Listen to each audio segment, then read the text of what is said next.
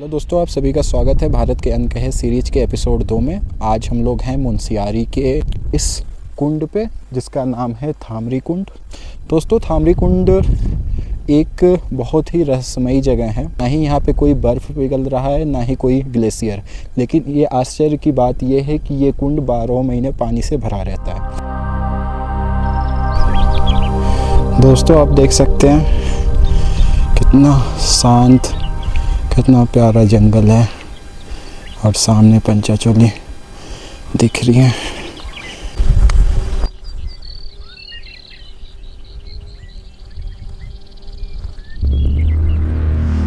दोस्तों, ऐसा कुछ नहीं है कि ये कुंड इसलिए ख़ास है कि ये हिमालय का सबसे बड़ा कुंड है या कोई बहुत बड़ी भौगोलिक चीज़ है।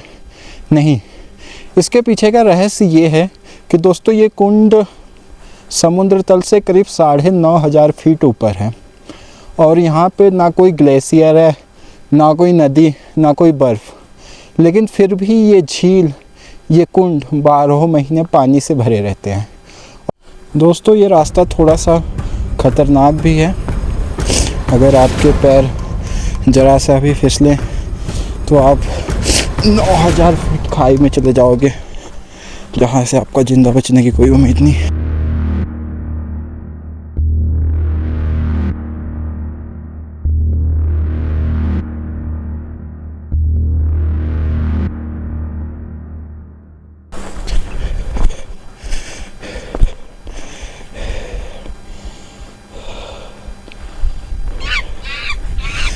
पूरा वीराना जंगल है दोस्तों, एक भी इंसान नहीं यहाँ पे दिख रहे हैं।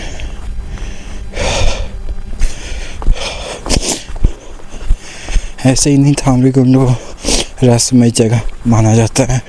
यहाँ पे आने पे आपका मन बिल्कुल शांत हो जाएगा, चाहे वो पहाड़ों की ये श्रृंखला देखकर हो, चाहे इस पंचाचोली के दृश्य को देख के हो, या फिर इन पेड़ों के सन्नाटे को।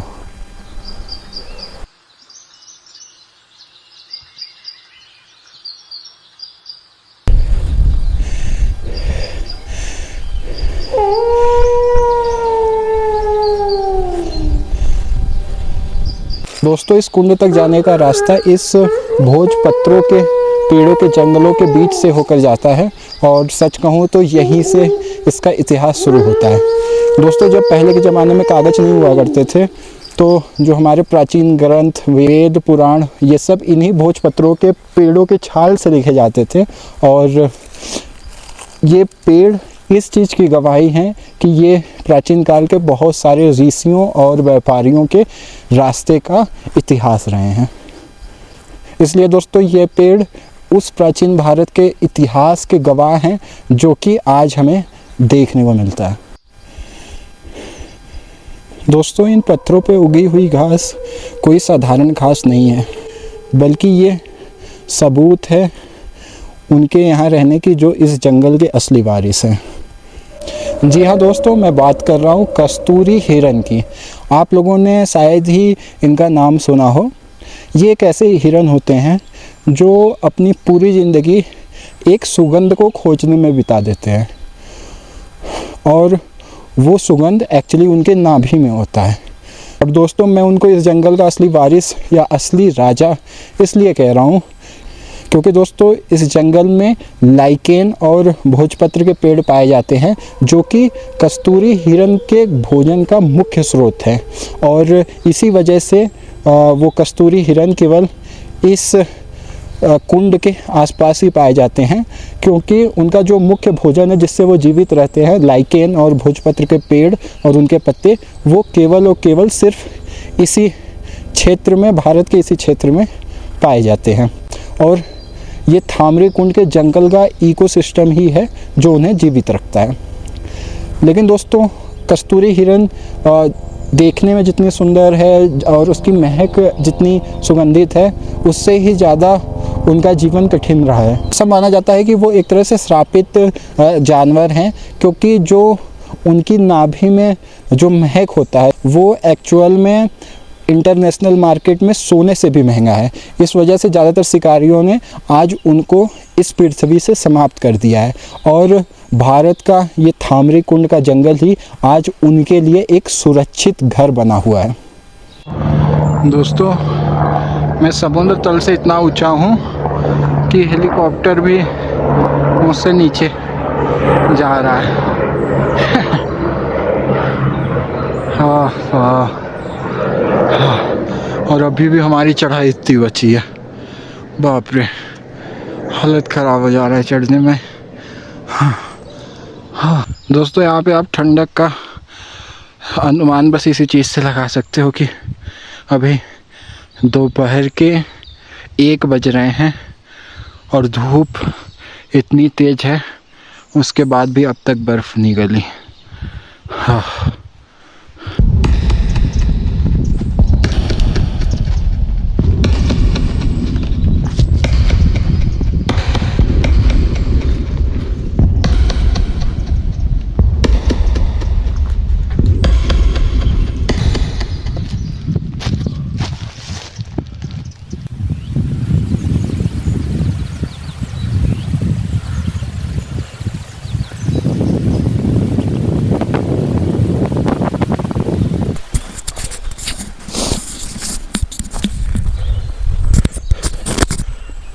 दोस्तों, इतने लंबे ट्रैक को हम चढ़ के और अब पहुंच चुके हैं थामरी कुंड, जो कि एक रहस्यों से भरी हुई कुंड है।